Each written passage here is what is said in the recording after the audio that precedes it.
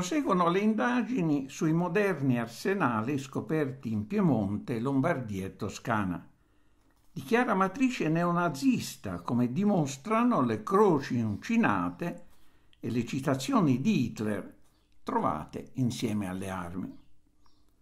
Resta però senza risposta la domanda: si tratta di qualche nostalgico del nazismo, collezionista di armi, oppure siamo di fronte a qualcosa di ben più pericoloso? Gli inquirenti, riferisce il Corriere della Sera, hanno indagato su estremisti di destra vicini al battaglione Azov, ma non hanno scoperto nulla di utile.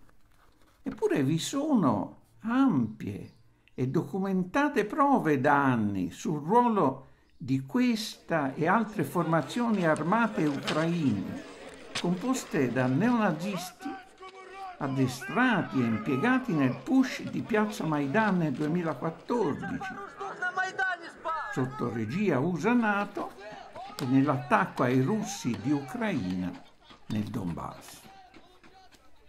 Va chiarito anzitutto che l'Azov non è più un battaglione, come lo definisce il Corriere, ma è stato trasformato in reggimento, ossia in unità regolare di livello superiore. Il battaglione Azov venne fondato nel maggio 2014 da Andriy Bielski, noto come il Führer bianco, in quanto sostenitore della purezza razziale della nazione ucraina, impedendo che i suoi geni si mischino con quelli di razze inferiori, svolgendo così la sua missione storica di guida della razza bianca globale nella sua crociata finale per la sopravvivenza. Per il battaglione Azov, Bielski reclutò militanti neonazisti già sotto il suo comando, in quanto allora era capo delle operazioni speciali di Pravi Sector. L'Azov si distinse subito per la sua ferocia negli attacchi alle popolazioni russe di Ucraina, in particolare a Mariupol.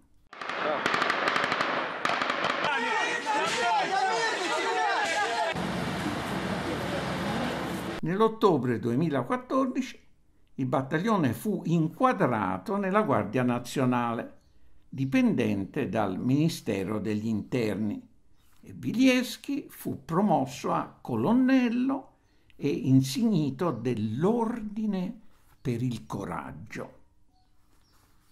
Ritirato dal Donbass, l'Azov è stato trasformato in reggimento di forze speciali e dotato dei carri armati e dell'artiglieria della 30ª Brigata Meccanizzata. Ciò che ha conservato in questa trasformazione è l'emblema, ricalcato da quello delle SS Das Reich, e l'ideologia usata per la formazione delle reclute soprattutto, modellata su quella nazista.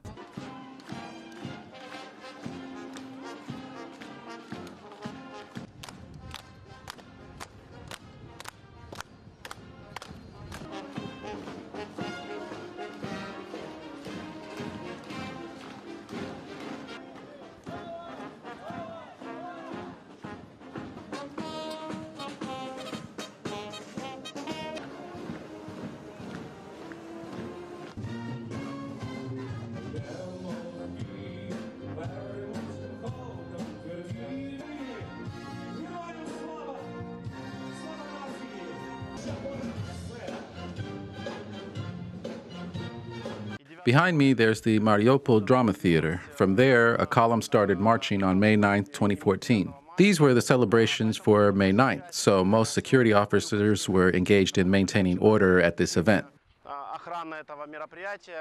That is why that time was chosen to storm the Department of Internal Affairs. Quale unità della Guardia Nazionale, il reggimento Azov è addestrato da istruttori USA e da altri della NATO. Un ruolo importante nello sviluppo della Guardia Nazionale di Ucraina, si legge in un testo ufficiale, è svolto dalla cooperazione con i carabinieri italiani.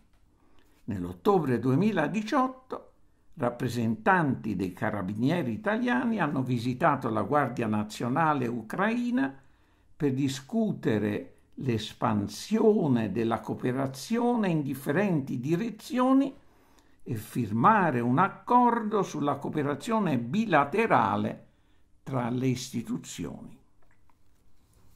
Nel febbraio 2019 il reggimento Azov è stato dislocato in prima linea nel Donbass.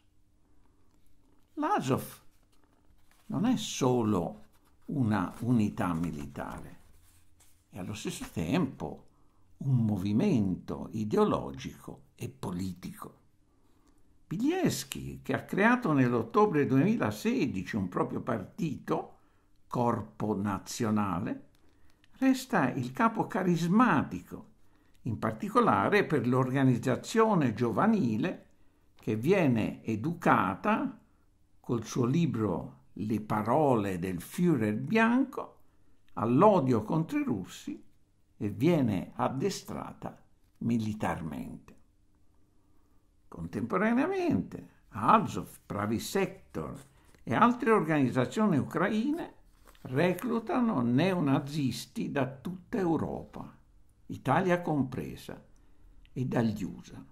Dopo essere stati addestrati e messi alla prova in azioni militari contro i russi del Donbass, vengono fatti rientrare nei loro paesi, mantenendo evidentemente legami con i centri di reclutamento e addestramento. Ciò avviene in Ucraina, paese partner della NATO, di fatto già suo membro, sotto stretto comando USA. Si capisce quindi perché l'inchiesta sugli arsenali neonazisti in Italia non potrà andare fino in fondo. Si capisce anche perché coloro che si riempono la bocca di antifascismo restano muti di fronte al rinascente nazismo nel cuore dell'Europa.